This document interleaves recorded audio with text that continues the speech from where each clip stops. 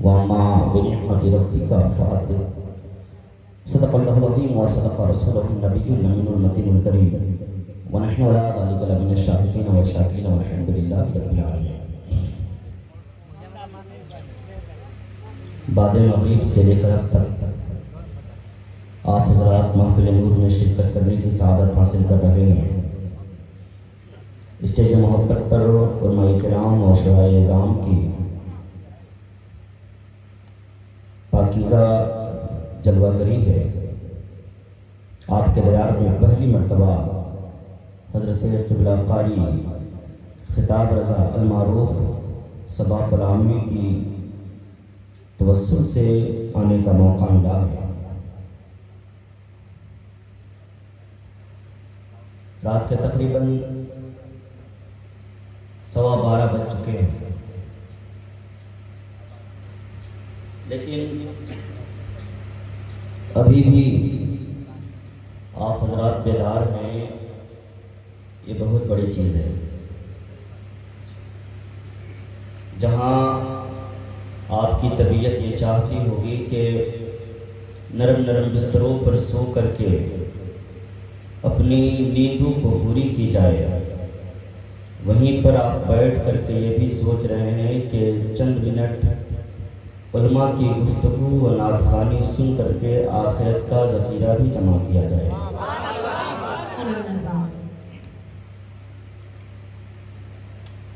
افسوس کی بات یہ ہے کہ شاید کہ اب تک 4 سے 4.5 گھنٹہ یہ مجلس کو ہونے چلا ہے، ایک بھی تقریر نہیں ہوئی ہے. بیچ میں ایک تقریر ہونی چاہیے. اصل جو چیز ہے وہ ہم چھوڑتے چلے جا رہے ہیں. شاید نعت خوانی یقیناً بڑی اچھی چیز ہے، ایمان تازہ ہوتا ہے. تقریر سے انسان کے اصلاح و اعمال سدھرتے ہیں. اللہ سلامت رکھے تمام حضرات. رسول برکت کے درود پاک پڑھنے آپ اللہ رب محمد صلی اللہ علیہ وسلم نحن عباد محمد صلی اللہ علیہ وسلم صلاۃ و سلام علیک یا رسول اللہ صلی اللہ علیہ وسلم. مبارکباد کے لائق ہیں تمام کمیٹی کے ذمہ داران اور جن جن لوگوں نے اپنے اپنے طور پر میلاد مصطفیٰ صلی اللہ علیہ وسلم میں خرچ کیا. وہ تمام لوگ قابل مبارکباد ہیں. حضرت سیدنا صدیق اکبر فرماتے ہیں کہ کوئی بندہ حضور کی پیدائش کے موقع پر 1 درہم خرچ کرتا ہے، کل قیامت کے دن میرے ساتھ جنت میں جائے گا. یہ آپ نے سن لیا فضیلت کی بات، ماشاءاللہ. آگے بھی سنیے گا. میرے امام فرماتے ہیں کہ وہی رب جس نے تجھ کو ہمتن کرم بنایا. میں زیادہ آپ کو ٹارچر نہیں کروں گا، آپ بیٹھے ہوئے ہیں، یہ بڑی سعادت کی بات ہے. ورنہ بڑا حالات خراب ہے کہ دونوں ہاتھ اٹھائیے، دونوں پیر اٹھائیے، کم سے کم ماں کے نام پر بول دیجئے، ابا کے نام پر بولیے، امام حسین کے نام پر. ہم کچھ بھی ایسا نہیں کریں. آپ کو لگتا ہوگا کہ ہمیں بھی ثواب ملنا چاہیے. آپ کو لگتا ہوگا کہ مجلس میں بیٹھے ہوئے ہیں تو ہم بھی ثواب کے حقدار ہیں. تو بغیر کہے بھی بول سکتے ہیں آپ سبحان اللہ. اگر ہم کہیں گے کہ بولیے سبحان اللہ، آپ کہو گے حضرت کوئی ایسا ارادہ نہیں تھا، آپ کے کہنے کی وجہ سے ہم بول دیے، ورنہ میرا کوئی خیال ایسا نہیں تھا. ہونا تو یہ چاہیے کہ جہاں محبوب کی بات ہو وہی خود بخود کہے سبحان اللہ. کہا وہی رب جس نے تجھ کو ہمتن کرم بنایا، ہمیں بھیک مانگنے کو تیرا راستہ بتایا. یہی بولے سدر والے چمنے جہاں کے تھالے، سبھی میں نے چھان ڈالے لیکن تیرے پائے کا نہ پایا. تجھے حمد ہے خدایا، تجھے حمد ہے خدایا. فرماتے ہیں ارے وہ خدا کے بندو کوئی میرے دل کو ڈھونڈو، ارے وہ خدا کے بندو کوئی میرے دل کو ڈھونڈو. ابھی پاس تھا میرے وہ، ابھی کیا ہوا خدایا. خود ہی جواب دیتے ہیں، فرماتے ہیں ہمیں اے رضا تیرے دل کا پتہ چلا تو مشکل، در روضے کے مقابل ہمیں وہ نظر تو آیا. یہ نہ پوچھ کیسا پایا وہی رب جس نے تجھ کو ہم تن کرم بنایا ہمیں بھیک مانگنے کو تیرا راستہ بتایا تجھے حمد ہے خدایا تجھے حمد ہے خدایا آمد حضور کے حوالے سے حارث صاحب شعر پڑھتا ہوں ماشاءاللہ بڑی اچھی نعتانی ہوئی آپ حضرات کی سننے کے بعد دل باغ باغ ہو جاتا ہے اور جی چاہتا ہے کہ سنوں لیکن وقت کی قلت دامنگیر نہیں بلکہ گردنگیر ہے اس لیے سنیں ایک شعر پڑھتا ہوں حضرت قاری عبید صاحب علوان صاحب اور قاری نقیب ہندوستان صاحب جو بھی وہ ذہن میں بات نہیں آ رہی ہے اظہار الحق صاحب ماشاءاللہ نظار الحق اللہ سلامت رکھے نظر کریں گے آپ کہا کہ نور بن کر نور لے کر نوری پہ کر آ گیا کیا بات ہے نور بن کر نور لے کر نوری پہ کر آ گیا عرش اعظم کا ستارہ اب زمین پر آ گیا عرش اعظم کا ستارہ اب زمین پر آ گیا اور کہا کہ نور سے معمور عالم ہو گیا ہے دفعتن نور سے معمور عالم ہو گیا ہے دفعتن آمنہ کی گود میں قدرت کا مظہر آ گیا آمنہ کی گود میں قدرت کا مظہر آ گیا اور ایک شعر دیکھیں آمنہ کی گود میں قدرت کا مظہر آ گیا اور دفن ہوگی پھر کوئی بیٹی نب زیر زمین دفن ہوگی پھر کوئی بیٹی نب زیر زمین آمد حضور کا مقصد دیکھیں کہا کہ دفن ہوگی پھر کوئی بیٹی نب زیر زمین ہو مبارک بیٹیوں محبوب داور آ گیا ہو مبارک بیٹیوں محبوب داور آ گیا نور بن کر نور لے کر بس شاید کہ میرے مزار پر اتنے پھول نہ چڑھے کہ آج ہی آپ چڑھا دیجیے جزاک اللہ ماشاءاللہ اللہ چلیے اوپر والی پھیری لگتا ہوں اور یقین نہیں ہوگا تو پھر دیکھ کر دیکھیے گا یہی پہ رکھوں گا انشاءاللہ نور بن کر نور لے کر نوری پہ کر آ گیا عرش اعظم کا ستارہ اب زمین پر آ گیا اور جب نور کی بات چلی ہے نا تو شاید تک یہ بات پہنچتی ہے اور پتہ کیا لکھتے ہیں وہ میرے امام لکھتے ہیں کہ صبح طیبہ میں ہوئی بڑھتا ہے باڑا نور کا صبح طیبہ میں ہوئی بڑھتا ہے باڑا نور کا صدقہ لینے نور کا آیا ہے تارا نور کا اور فرماتے ہیں کہ میں گدا تو بادشاہ میں گدا تو بادشاہ بھر دے یہ پیالہ نور کا نور دن دونا تیرا دے ڈال صدقہ نور کا نور دن دونا تیرا دے ڈال صدقہ نور کا ایک شعر دیکھے کہ چاند جھک جاتا جدھر انگلی اٹھاتے مہد میں آج لوگ چاند پہ کب پہنچ رہے ہیں چاند پہ راکٹ کے ذریعے پہنچ رہے گے میزائل کے ذریعے پہنچ رہے گے ٹیکنالوجی کی بنیاد پر پہنچ رہے گے لیکن وہ بھول گئے ہیں کہ آج وہ ٹیکنالوجی کی بنیاد پر چاند پر پہنچ کر کے اپنی کامیابیوں کے جھنڈے کاٹ رہے ہیں لیکن آج سے 1400 سال پہلے میرے مصطفیٰ مکے کی زمین پر رہ کر کے انگلیوں کے اشارے سے چاند کی اوقات بتائی تھی میرے مصطفیٰ نے جب جن انگلیوں کے اشارے سے چاند کی اوقات بتائی میرے امام قلم نکالتے ہیں اور فرماتے ہیں کہ چاند جھک جاتا جدھر انگلی اٹھاتے مہد میں کیا بھی چلتا تھا اشاروں پر کھلونا نور کا کیا بھی چلتا تھا اشاروں پر کھلونا نور کا نور بن کر نور لے کر نوری پہ کر آ گیا ماشاءاللہ آج کی یہ تقریب یقیناً آمد حضور کے حوالے سے منعقد ہے لیکن یارو کچھ کڑوی بات ہوگی جو آپ کو شکر ملا کر کے پینا بھی پڑے گا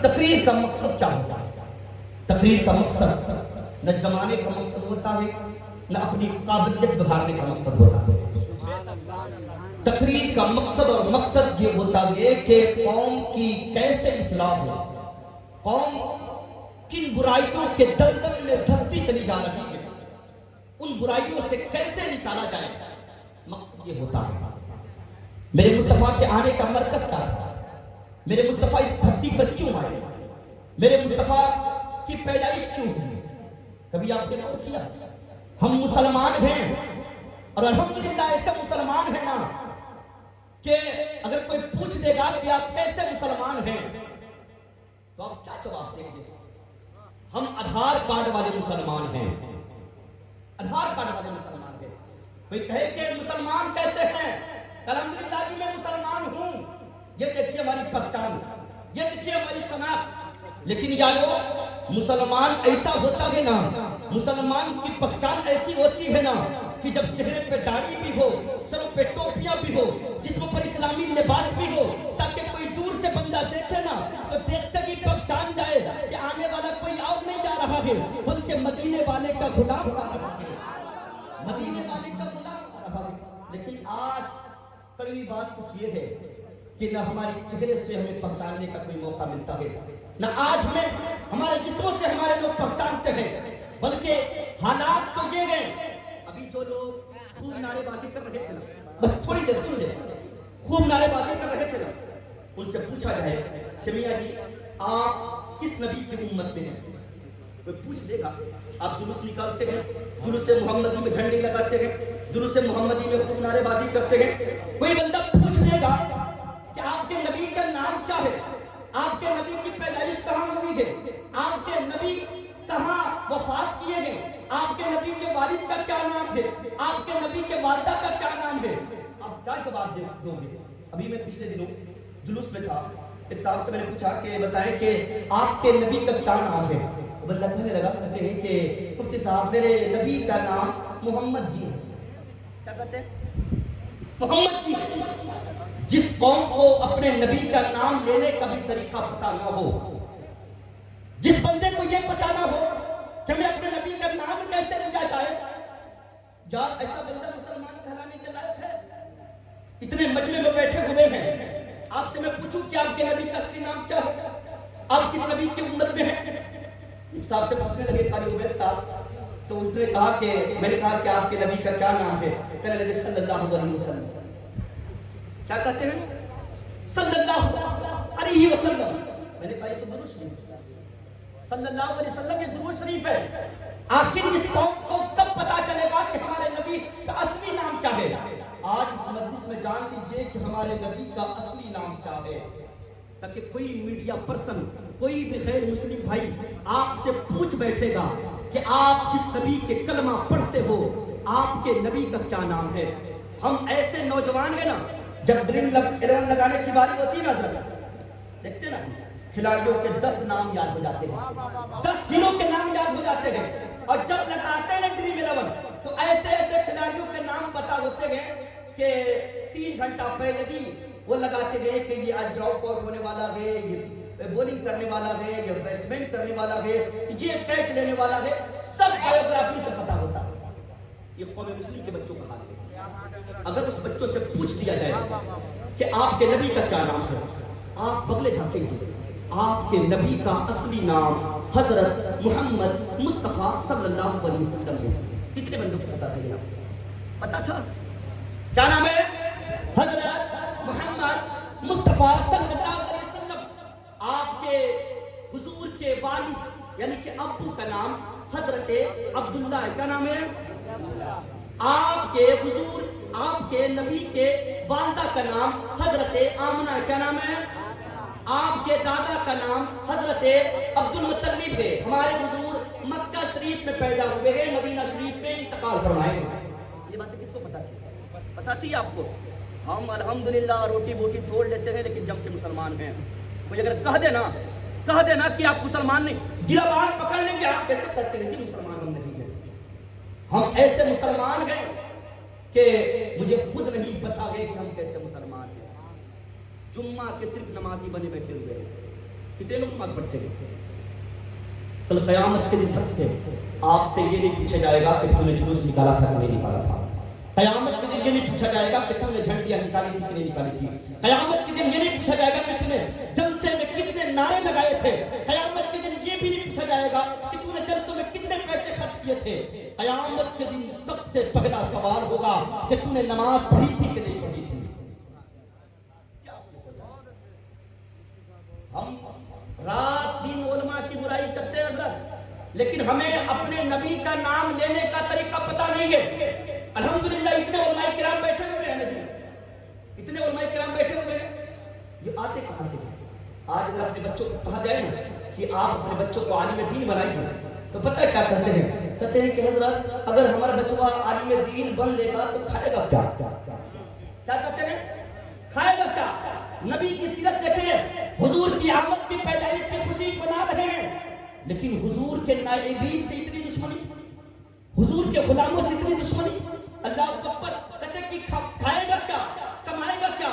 الحمدللہ ہم لوگ جتنا اچھا کھانا کھا لیتے ہیں نا، اتنا کبھی آپ کبھی سوچ بھی نہیں سکتے ہیں۔ اگر یقین نہ آئے نا تو کبھی ہمارے دسترخوان شریف پر آ کر کے دیکھیے گا، دیکھ لیجیے گا، اور آپ ہی کا کھانا کھاتے میاں جی، آپ ہی کا کھانا کھاتے گئے۔ جس بندے کے یہاں مہینے میں ایک دن دعوت ہوگی، ایسا بندہ تو دال بھات نہیں بھیجے گا، اچھا ہی کھانا بھیجے گا، آپ سے اچھا کھانا رہا۔ کپڑے کی بات، اتنا برانڈیڈ کپڑا پہنتے ہیں مولانا لوگ کہ آپ سوچ بھی نہیں سکتے ہیں 8,000 والے اور 10,000 والے یہ کام کرتے ہیں۔ یہ برکتیں ہیں، یہ نبی کے دین کی خدمت کرنے کا یہ طریقہ ہے۔ یہ آج اگر اپنے بچوں کو نہیں پڑھایا آپ نے نا، اور اگر مدرسے میں پڑھاتے بھی نا، ایسے ایسے بچوں کو ہم داخلہ کرواتے ہیں، ایسے ایسے بچوں کو ہم بھیجتے ہیں، اللہ اکبر۔ محترم صاحب لوگ بیٹھے ہوئے ہیں، ان سے پوچھے گا جہاں وہ بچہ کہیں نہیں چلا نا، جو بچہ کہیں نہیں چلا اس بچے کو پکڑ کر کے مدرسے میں لے کے ڈالتے ہیں۔ حضرت یہ بچہ کہیں نہیں چلا، اسکول میں داخلہ کرائے تو وہاں بھاگے آگے، وہاں فلاں جگہ ہاسٹل میں ڈالے تو وہاں بھی بھاگے آگے۔ اب ہم لوگوں نے سوچا ہے کہ اسے مدرسے میں داخلہ کرا دیا جائے۔ جس بچے کو آپ نے ڈراپ آؤٹ اس بات کو لے کر کہا تھا کہ یہ بچہ کہیں نہیں چلا ہے، مدرسے والے اتنی محنت کرتے ہیں، 3 سالوں تک رات دن محنت کر کے مکمل 30 پارے اس کے سینے میں اتار دیتے ہیں۔ یہ کس کی محنت ہے؟ یہ مدرسے والوں کی محنت ہے۔ لیکن آج ہم ایسے مسلمان ہیں، الحمدللہ ساری چیز جانتے ہیں، لیکن ہمیں مرغی حلال کرنے کا بھی طریقہ پتہ نہیں ہے۔ پتہ ہے کتنے لوگوں کو پتہ ہوگا؟ جب کوئی تہوار آئے نا، امام صاحب مؤذن صاحب کو لوگ پکڑ کے لے جاتے، چلیے حضرت جلدی سے چلیے، اور کبھی کبھی تو مرغی کو مسجد کی طرف لوگ دوڑ کر لے کے آتے ہیں، لوگ جلدی نکلیے امام صاحب مرغی انتقال کر کے لاتے ہیں۔ اگر خدا نہ خواستہ اس درمیان مرغی انتقال کر گئی تو یہ سمجھیے کہ پورا کا پورا ٹھکرا جا کے صدر صاحب کے دروازے پر لگائیں گے کہ آپ کے امام صاحب کی وجہ سے آج ہماری مرغی مر رہی ہے۔ بحیثیت مسلمان آپ کو 2 لائن کی دعا بھی یاد ہونی چاہیے، اور اگر وہ بھی نہیں ہونا تو کم سے کم اتنا پڑھ سکتے ہیں کہ بسم اللہ اللہ اکبر، جس بھی جانور پہ یہ پڑھ کر کے حلال کیا جائے ایسا جانور حلال ہو جاتا ہے۔ یہ طریقہ آپ کو پتا تھا؟ یہ کون بتائے گا کہ جس بھی جانور پہ اگر مرغی طریقہ حلال کرنے کا اگر شوق ہو تو بسم اللہ پڑھیے، حلال کر دیجیے۔ سارا کام مولانا کرے لیکن پھر بھی ساری پریشانیوں کو دور مولانا کرے، لیکن پھر بھی مولانا ہی گنہگار ہے۔ آج جتنا امام صاحب پر لوگ پڑے رہتے ہیں نا، آج جتنا یہ سوچتے ہیں نا کہ امام صاحب کہاں گئے تھے، پروگرام گئے تھے، کسی نے کہا نا کہ مولوی اونٹ پہ جائے، مولوی سائیکل پر جائے، مولوی گدھے پہ جائے، مولوی پیدل چلے ہمیں منظور ہے، لیکن مولوی کار اور بائک چلائے ہمیں منظور نہیں ہے۔ مولوی ہمارے بچوں کو پڑھائے، مولوی ہمارے نکاح پڑھائے، مولوی ہماری نمازیں پڑھائے ہمیں منظور ہے، لیکن مولوی کہیں پروگرام جائے ہمیں منظور نہیں ہے۔ مولوی زکوٰۃ صدقات خیرات کا حلوہ کھائے ہمیں منظور ہے، لیکن مولوی خود اپنے گھر میں حلوہ بنائے ہمیں منظور ہے۔ آج کی قوم کا رویہ ہے۔ آج اگر ہم مکتب میں بچوں کو بھیجتے بھی ہیں نا تو کس حال میں بھیجتے ہیں پتہ ہے؟ اللہ اکبر، چھوٹے چھوٹے بچوں کو صبح صبح بھی بیٹھے ہوئے حضرت یہ مکتب میں پڑھاتے ہیں، حضرت ہیں اور بھی حضرت لوگ جو ہے صبح صبح اس حال میں بھیجتے ہیں اپنے بچوں کو ہے۔ یہ باتیں یقیناً کڑوی ہوگی، لیکن کبھی سوچئے گا کہ کوئی بندہ آ کر کے ہمارے گرہبان پکڑ کر کے اور ہماری نفس کو پکڑنے کی کوشش کیا تھا۔ چھوٹے چھوٹے بچوں کو بھیجتے گئے، نہ اس کے چہرے دھلوائیں گے، نہ اس کے ناک صاف کروائیں گے، دونوں ناک سے نالیاں بہ رہی ہوتی ہے، 2 تھپڑ لگاتے اور سیدھے مدرسے کی جانب بھیج دیتے ہیں۔ 2 گھنٹہ آپ کا بچہ پے کرتے رہتا ہے، نہ خود پڑھتا ہے نہ اور بچوں کو پڑھنے دیتا ہے۔ آج یہی ہے۔ اب پھر آپ لوگ شکایت کرتے ہیں کہ 2 سال سے ہمارے بیٹا پڑھ رہا ہے مدرسے میں، لیکن آج تک یہ سر قرآن سے اما پارا تک نہیں پہنچا ہوا ہے۔ شکایت کرتے ہیں۔ اس کی 2 وجہ ہے۔ پہلی ریزن یہ ہے کہ ہم کسی بھی امام کو 3 مہینہ ٹکنے نہیں دیتے ہیں۔ پہلی ریزن کسی بھی امام کو 3 مہینہ ٹکنے نہیں دیتے ہیں، اور دوسری ریزن یہ ہے کہ ہم ایسے وقت میں بھیجتے ہیں جہاں پر صرف اور صرف ایک اسٹاف پڑھانے والے ہوتے ہیں، ایک مدرس ہوتے ہیں اور 150 بچے پڑھنے والے ہوتے ہیں۔ 1 گھنٹہ میں وہ حافظ صاحب نہیں سوچتے ہیں کہ بس بھیڑ کنٹرول رہے، یہ بچے چپ چاپ رہے۔ ایک بار میں 10 بچے کو سنتے کیا سنے گا؟ ہم جلسے پر لاکھوں روپے خرچ کر دیتے ہیں, ہم جلوس پر لاکھوں روپے خرچ کر دیتے ہیں, ہم قوالی پہ لاکھوں روپے خرچ کر دیتے ہیں, ہم تمام طرح کے اور بھی شادیات میں لاکھوں اربوں روپے خرچ کر دیتے ہیں, لیکن ہمارے پاس کوئی ایسا پلیٹ فارم نہیں ہے, ہمارے پاس کوئی ایسا ادارہ نہیں ہے, ہمارے پاس کوئی ایسی یونیورسٹی نہیں ہے, ہمارے پاس کوئی ایسا کالج نہیں ہے جہاں پہ ہمارے بچے یا بچیاں ایمان کے تحفظ کے ساتھ اپنی تعلیم کو مکمل کر سکتے ہیں. کوئی ایسا ادارہ نہیں ہے. آپ کے پاس ہے کوئی ایسا ادارہ؟ نہیں ہے جی.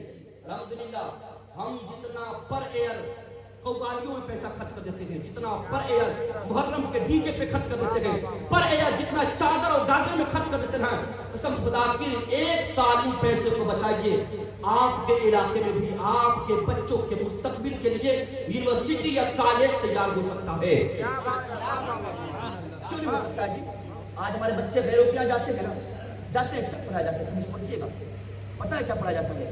کبھی جا کر کے دیکھیے گا, جن اسکولوں میں بچے پڑھتے ہیں نا ان اسکولوں میں ہون کرایا جاتا ہے, آرتی لگائی جاتی ہے, کیا پڑھایا جاتا ہے؟ سیدھا سیدھی ایمان چھینا جاتا ہے. کوئی آپشن ہمارے پاس نہیں ہے, ہمیں مجبوراً وہاں بھیجنا پڑتا ہے اپنے بچوں کو. لیکن یارو میں یہی بات تو چنتا کے کہتا ہوں کہ اپنے پیسے کو بچائیں, چادر اور گاگر میں کم خرچ کریں, ڈی جے میں کم خرچ کریں, اپنے بچوں کے مستقبل کے لیے کم سے کم کوئی ایسا کانوینٹ یا کوئی ایسا ادارہ قائم کرے جہاں آپ کے بچے جب پڑھے نا تو آپ کے ادارے سے وہ بچے IPS بھی بنے, آپ کے ادارے سے بچے ڈاکٹر بھی بنے, آپ کے ادارے سے بچے انجینئر بھی بنے, آپ کے ادارے سے کم اتنے تو بچے بن سکتے ہیں کہ حافظ قرآن بھی بن سکتے ہیں. ایسا ادارہ نہیں ہے جی ہمارے پاس. لیکن الحمدللہ سارا کچھ کرتے گئے نا, لیکن پھر بھی گناہگار مولا نہیں ہوتے ہیں. ابھی گڑھوا علاقے میں محرم کے موقع پر ایک جگہ تقریر کرنے کا موقع ملا تھا. ایک صاحب ہمارے آوانے کے بعد کہنے لگے کہ جان رہے صاحب جتنی پریشانی آ رہی ہے نا سب مولانا کی وجہ سے ہو رہا ہے. میں نے کہ وہ کیسے؟ پہلے دیکھیے نا, مولانا لوگ محرم میں ڈی جے بھی روکتے ہیں, مولانا لوگ شادی میں بھی ڈی جے روکتے رہے ہیں, فلاں کام بھی نہیں کرنے دیتے ہیں, جتنی پریشانی آ رہی ہے سب مولانا کی وجہ سے. میں نے کہا کہ سنو, اگر تمہاری نظر میں مولانا گناہگار ہے تو مرتے وقت یہ وصیت کر دینا کہ میرے جنازے کی نماز کوئی مولانا نہ پڑھائے. اگر کوئی مولانا گناہگار جنازے کی نماز پڑھائے گا, علماء بیٹھے ہوئے پوچھئے گا جنازے کی نماز ہوگی, آپ خود ہی فتویٰ جھاڑ دیجیے گا کہ نا مولانا کے پیچھے نہیں ہوتا ہے کہ نہیں ہوتا ہے. اور جس کے اتنا ہم چومتے ہیں نا پیر, آج اگر ایک دن کے لیے کوئی پیر صاحب آ جائے پورا پیر ہاتھ سارا کچھ چومنے لگتے ہیں, لیکن پورے سال یہ آپ کے ائمہ آپ کے جنازے پڑھاتے ہیں, آپ کے بچوں کو پڑھاتے ہیں, 5 وقت کی نماز پڑھاتے ہیں, ساری چیزیں یہ کرتے ہیں, لیکن کوئی 10 روپیہ کے بھی جمعے کے دن جا کر کے الگ سے امام صاحب کے ساتھ ہاتھ نہیں ملا سکتا. کبھی ایسا نہیں کریں گے. لیکن پیر صاحب 100 کے گڈے اٹھا کر کے دیتے ہیں. کیوں؟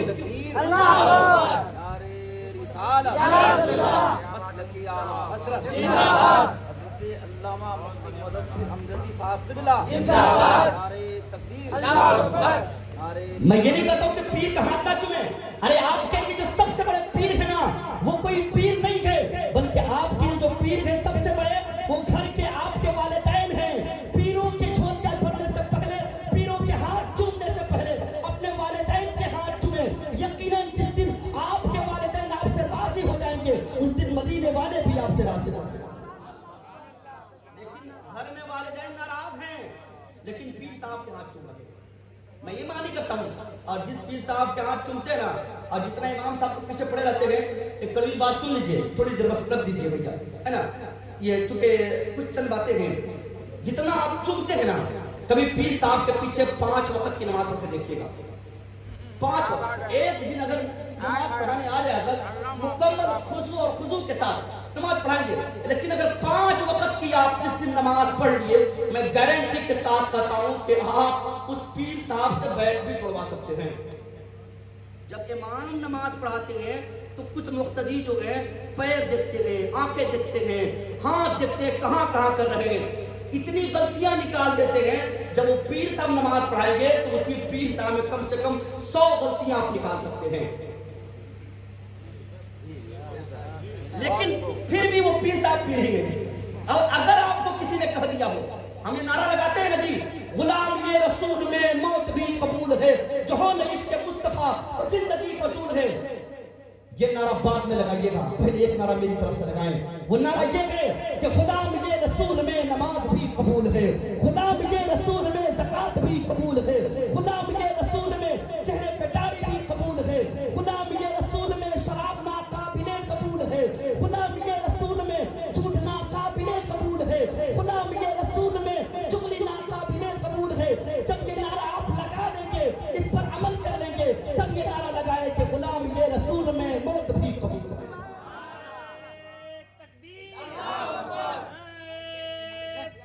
اللہ اکبر، یا رسول اللہ، یا رسول اللہ۔ ہم غلام کے رسول کے دم کا دعویٰ کرتے ہیں، لیکن یارو میں نے کہا نا، ایک طرف شراب پیتے ہیں، دوسری طرف ہم محمد کے غلام بھی کہلاتے ہیں، ایک طرف شراب پیتے ہیں، تیسری طرف ہم یہ بھی سوچتے ہیں کہ نہیں ہم ہی سب سے بڑے، ہم ایسے فضیلت کے حامل حضرت، ہم تو تھوڑے تلخ بات کرنے والے ہیں، ہم سے امید یہ مت رکھیے گا کہ ایک مرتبہ سبحان اللہ بولیے آپ کے لیے رب قدیر کھجور کے 10 پیڑ جنت میں لگا دیں گے۔ ہم ایسا مدعا کبھی نہیں سنائیں گے۔ اگر یقیناً یہ حدیث ٹھیک ہے، یقیناً میں انکار نہیں کر رہا، حدیث ٹھیک ہے کہ ایک مرتبہ سبحان اللہ بولنے سے 10 پیڑ لگ جائیں گے، لیکن میاں جی پیڑ لگانے کے لیے زمین بھی تو اپنی ہونی چاہیے،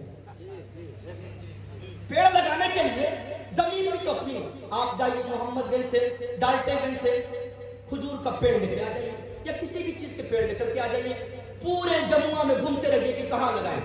آپ کی اگر زمین نہیں تو کوئی لگانے دے گا پیڑ؟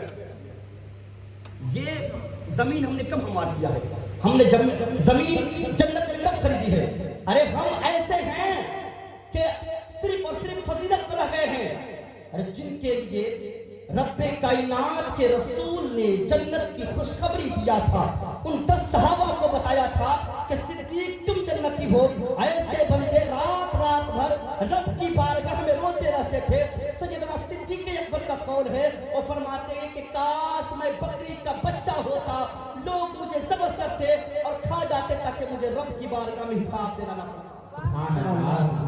حضرت عمر کا قول ہے، اتنا روتے تھے نا کہ روتے روتے آنکھوں سے آنسوؤں کے قطرات اس طریقے سے ابھرتے تھے کہ گالوں پہ آنسوؤں کے لکیریں ابھر پڑتی تھی۔ یہ لوگ اتنا روتے تھے، لیکن ہمیں تو کسی نے نہیں کہا نا۔ اگر آپ کے پیر صاحب نے کہہ دیا ہو کہ نہیں نہیں مرید جی تم ہی جنتی ہو، تم ہی جنتی ہو، تو کبھی پیر صاحب سے پلٹ کے پوچھے گا حضور سرکار آپ جنت میں جائیے گا کہ نہیں جائیے گا؟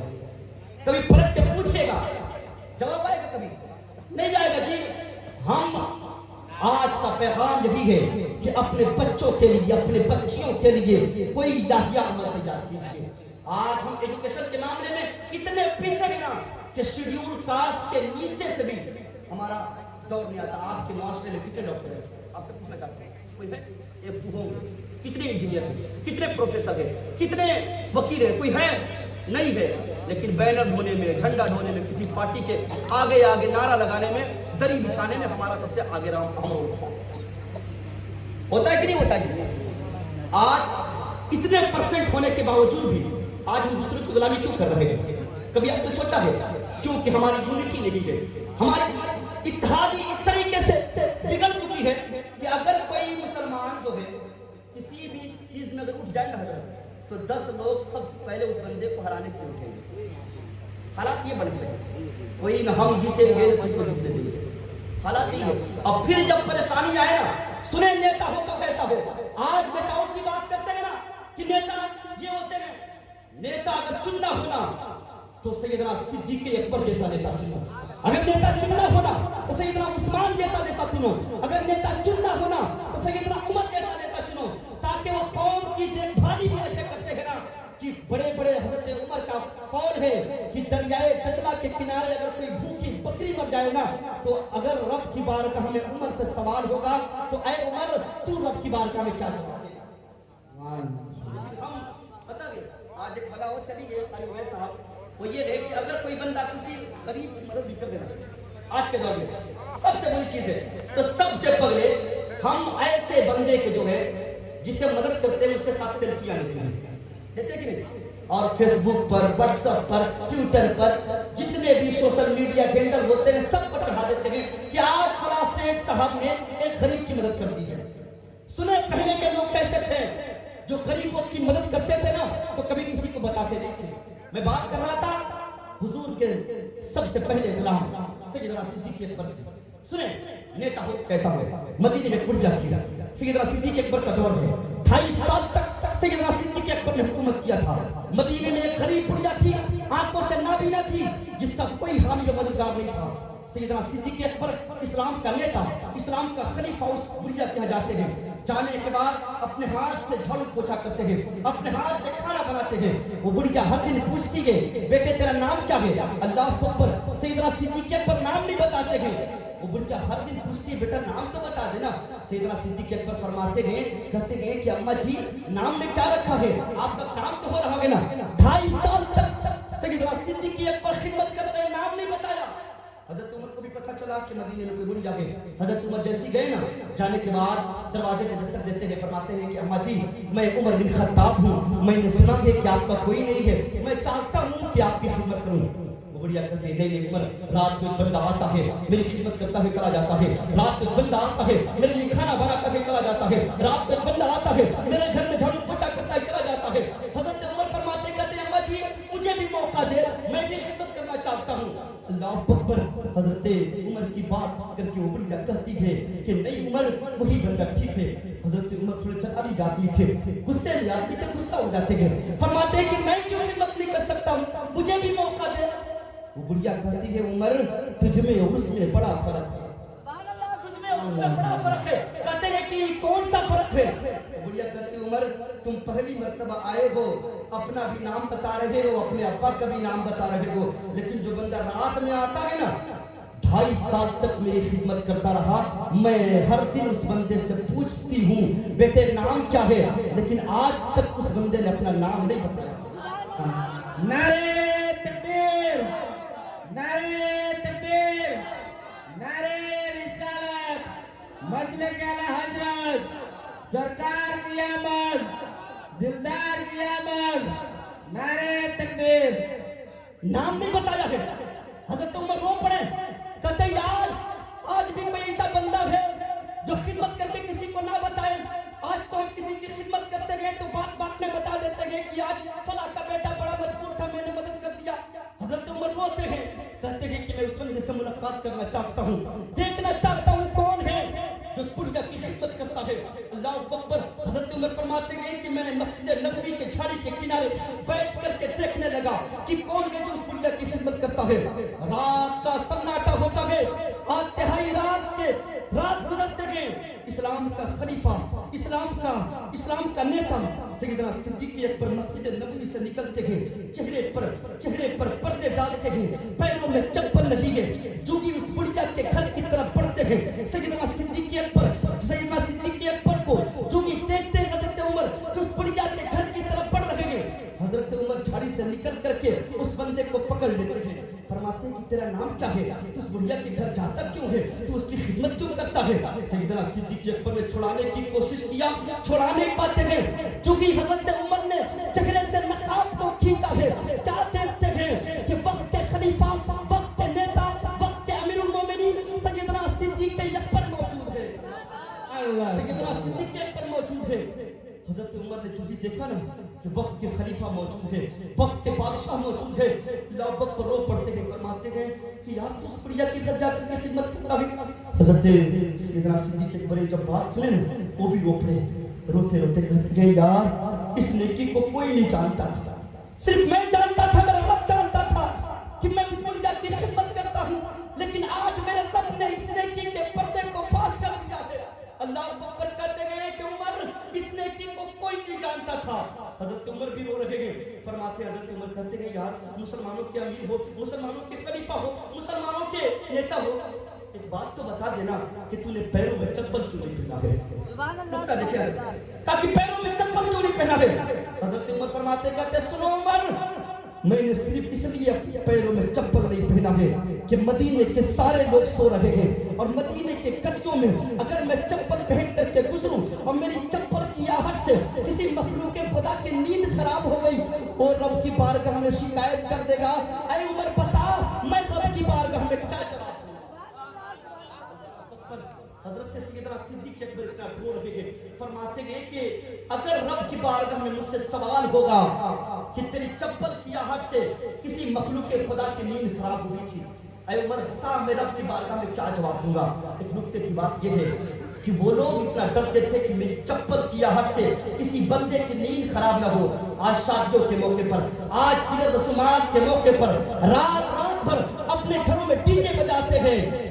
آپ نے کیوں نہیں سوچا ہے کہ جس بھی محلے میں آپ ڈی جے بجاتے ہیں کوئی ایسا بندہ بھی ہے جو دن بھر مزدوری کر کے آیا ہے، لیکن آپ کے ڈی جے اور باجے کی وجہ سے وہ بندہ سو نہیں پاتا ہے۔ کوئی ایسا مزدور بھی ہے جو دن بھر مزدوری کر کے آیا ہے، لیکن آپ کے ڈی جے اور باجے کی وجہ سے وہ بندہ سو نہیں پاتا ہے۔ کوئی ایسا بیمار بھی ہے جسے ڈاکٹروں نے کہا ہے اسے نیند کی حاجت ہے، لیکن آپ کے ڈی جے اور باجے کی وجہ سے وہ بندہ سو نہیں پاتا ہے۔ کوئی ایسا بچہ بھی ہے جو ایگزام کی تیاریوں میں مصروف ہے، لیکن آپ کے ڈی جے اور باجے کی وجہ سے وہ بندہ سو نہیں پاتا ہے۔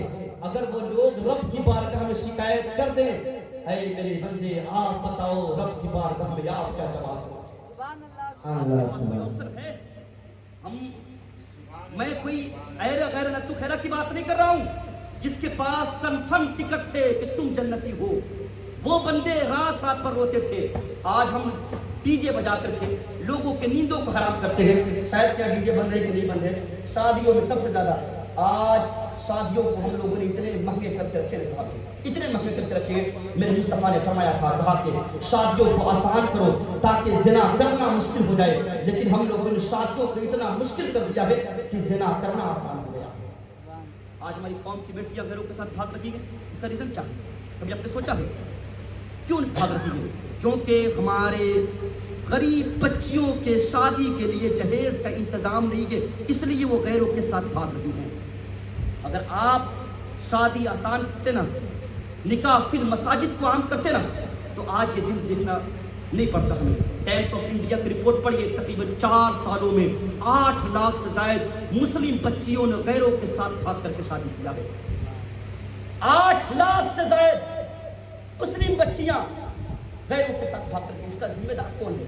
اس کا ذمہ دار وہی لوگ ہیں جنہوں نے شادیوں میں بے شمار پیسے کا ڈیمانڈ کیا ہے، جنہوں نے شادیوں میں اس طریقے سے فضول خرچی کو بڑھاوا دیا ہے کہ غیروں کے ساتھ ہماری بیٹیاں بھاگنے پر مجبور ہوئی ہیں۔ یہ کیوں نہیں؟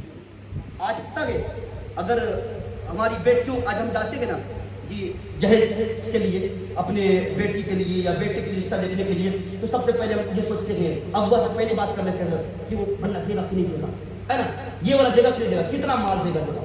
ابھی میں لاتے میں رہتا ہوں، بس آخری بات کر دوں، میں لاتے میں رہتا ہوں، ایک حاجی صاحب میرے پاس آئے، آنے کے بعد کیا کہوں کہ مفتی صاحب ہم اپنے پوتے کے لیے رشتہ دیکھنے جاتے ہیں، اور میرا پوتا یقیناً پرہیزگار تھا، نیکوکار تھا، نمازی تھا۔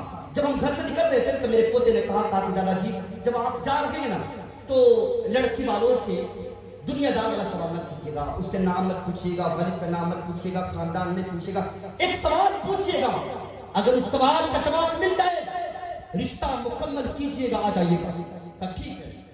گئے حاجی صاحب، کھان پان کے بعد رشتہ دار موجود تھے، خاندان والے موجود تھے، سارے پڑوسی والے موجود تھے، باپ موجود تھا، اور وہ کوئی جاہلہ لڑکی نہیں تھی، ڈبل ایم اے کی بھی لڑکی تھی۔ اللہ اکبر، چونکہ وہ لڑکی آتی ہے نا، حاجی صاحب نے کہا کہ بیٹی میں تم سے وہ سوال نہیں کروں گا جو عام لوگ سوال کرتے ہیں، بس ایک سوال کروں گا، اور اس سوال کا جواب مل گیا رشتہ یہیں پر مکمل ہوگا، بات یہیں پر مکمل ہو جائے گی۔ اللہ اکبر، سارے لوگ حیرت زدہ تھے کہ آخر یہ حاجی صاحب کیا سوال کرنے والے ہیں۔ حاجی صاحب نے کہا کہ بیٹی صرف اتنا بتا دے کہ غسل میں کتنے فرائض ہیں، کہا کہ اتنا بتا دے کہ غسل میں کتنے فرائض ہیں۔ وہ ڈبل ایم اے کی ہوئی لڑکی اسلام کا سب سے ادنا سوال، سب سے چھوٹا سوال غسل کے کتنے فرائض ہیں، اس کا جواب نہیں دے پاتی۔ باپ شرم سے اپنی نگاہیں نیچی کر لیتا ہے، کہتا ہے کاش اگر میں اپنی بیٹی کو دنیاوی تعلیم کے علاوہ دینی تعلیم بھی دیا ہوتا نا تو آج ہم میں معاشرے کے سامنے سروں کو نیچا نہ کرنا پڑتا۔ آج لاتے ہیں نا ماڈرن لڑکیاں، لائیں وہ لاتے ہیں اور 1 سال کے بعد وہ ناچ نچاتی ہے نا میرے پورے خاندان والوں کو جو ناچ نچاتی ہے پورے یاد آتا ہے کہ ہاں کسی کو لائے گئے. اور جس بھی لڑکی کو غسل کے فرائض پتہ نہ ہو, یہ پتہ نہ ہو کہ ناپاک ہونے کے بعد پاک کیسے ہوا جائے, وہ بچی آپ کے گھر میں رہنے کے لائق ہے. ایسا میں کہا کہ آپ کی بیٹی کو کوئی شکایت نہیں ہے. جس بچی کو یہ پتہ نہ ہو کہ ناپاک ہو جائے تو پاک ہونے کا طریقہ کیا ہے, وہ بچی ہمارے گھر میں کیسے رہ سکتی ہے. الحمدللہ ہم جس گھر میں رہتے ہیں نا 90% میں عرض کر رہا ہوں 90% عورتوں کو یہ پتہ نہیں ہوگا کہ کپڑا اگر یہ ناپاک ہو جائے تو پاک کرنے کا طریقہ کیا ہے. شریعت کا حکم یہ ہے کہ اگر کپڑا ناپاک ہو جائے تو جب تک اسے 3 نئے پانیوں میں نچوڑا نہ جائے تب تک وہ کپڑا آپ کے لیے پاک نہیں ہو سکتا. ہمارے گھر کی خواتین کیا کرتی ہے, پاک کپڑا ناپاک کپڑا سارا کا سارا ایک بالٹی میں ڈالتی ہے اور ایک مرتبہ پھریاتی ہے, وہ سوتا ہے, پریس کرتے ہیں, خوشبو کو مار کر کے الحمدللہ اگلے صف میں جمعے کے دن حاضر ہوتے ہیں. اب کیا وہ کپڑا آپ کے لیے پاک ہوگا؟ اب تو واشنگ مشین بھی ہو گیا نا. ہاں اب واشنگ مشین میں سارا ناپاک کا پاک کپڑا ڈال دیتے تھوڑا سے کیا ہوتا ہے, صفائی ہو جاتی ہے. وہ کپڑا کبھی بھی آپ کے لیے پاک نہیں ہو سکتا ہے, اور اس سے جتنی بھی آپ نے نمازیں پڑھی ہے سارے کے سارے بیکار ہیں. یہ باتیں کون بتائے گا؟ یہ باتیں ماڈرن لڑکیاں بتائیں گی کالج میں پڑھنے والی. یہ باتیں وہ بتائیں گی جن لڑکیوں کو کنیز فاطمہ کے روش پہ چلنے کا طریقہ بتایا گیا, جن بچیوں کو یہ بتایا گیا ہو کہ تم فاطمہ کے کنیز ہو, وہ بچیوں کو پتا ہوتا ہے کہ ناپاکی کے بعد پاکی کیسے حاصل کیا جائے. لیکن آج ہم اپنے گھروں میں یہ باتیں, وہ تو دور کی بات ہوتا رہتے ہیں. اتنے نوجوان بیٹھے ہیں, آپ لوگوں کو پتا ہوگا بھیا کہ کتنے غسل کے فرائض ہیں؟ 3 مثلا 1-2 لوگ بول رہے ہیں 3 فرائض. الحمدللہ جان لیجیے آج کی مجلس میں غسل کے 3 فرائض ہیں. کلی کرنا, ناک میں پانی چڑھانا, پورے بدن پر پانی بہانا, یہ غسل کے فرائض ہے. اس کو اگر آپ نہیں کرتے ہیں تو 7 سمندر میں نہا کے نکل جائیے, دنیا کے قیمتی صابن لگا لیجیے, کبھی بھی آپ پاک نہیں ہو سکتے ہیں, چاہے جتنے بھی آپ خوشبو لگا لیجیے. سمجھ رہے ہیں؟ اس لیے میں دین حاصل کیجیے, اپنے بچوں کو پڑھائیے, حضور کی سیرت پر عمل کیجیے, اور کم سے کم اتنا تو کریے کہ اپنے بچوں کو حافظ قرآن تو نہیں لیکن صحیح طور پر قرآن پڑھنے والا بنائیے, تاکہ آپ کے مرنے کے بعد آپ کی قبر پر جا کر کے وہ بندہ قرآن پڑھ سکے. اتنا کیجیے. ہماری محنت سے ہمارا بیٹا ڈاکٹر بن جاتا ہے, انجینئر بن جاتا ہے, پروفیسر بن جاتا ہے, وہی تھوڑی محنت کرے کہ آپ کا بیٹا قرآن پڑھنے والا بن سکے. کیوں نہیں ہو سکتا؟ ہو سکتا کہ نہیں بھیا, ہو سکتا ہے. کتنے لوگ چاہتے ہیں کہ ہمارا بیٹا بھی آپ کا قرآن؟ کوئی نہیں چاہتا. ہاتھ تو اٹھائیے بھیا, اگر شادی نہیں ہو پھر بھی کوشش تو کیجیے گا نا آپ کو, ہے نا. الحمدللہ یہ باتیں کچھ اسلامی باتیں تھیں, کڑوی باتیں تھیں, شکر ملا کر کے پی دیجیے گا. رب قدیر کی بارگاہ میں دعا گئی مولا تعالیٰ ہم تمام لوگوں کی باتوں پر عمل کرنے کی توفیق عطا فرمائے. وما علینا الا البلاغ, استغفر اللہ ربی من ذنبی واتوب علیہ. پھر موقع ملے گا انشاءاللہ تعالیٰ تو مکمل حالات حاضرہ پر اصلاحی گفتگو ہوگی. پھر وقت میں اجازت دیجیے. السلام علیکم ورحمۃ اللہ وبرکاتہ.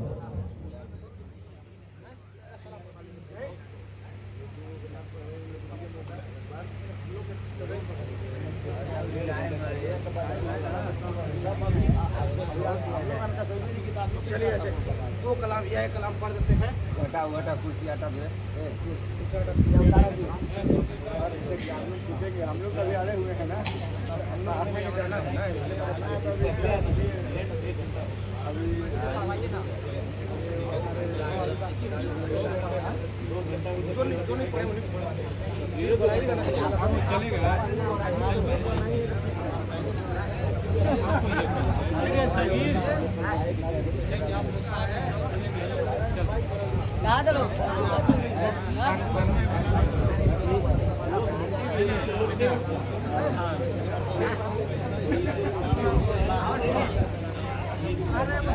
रुक जाइए.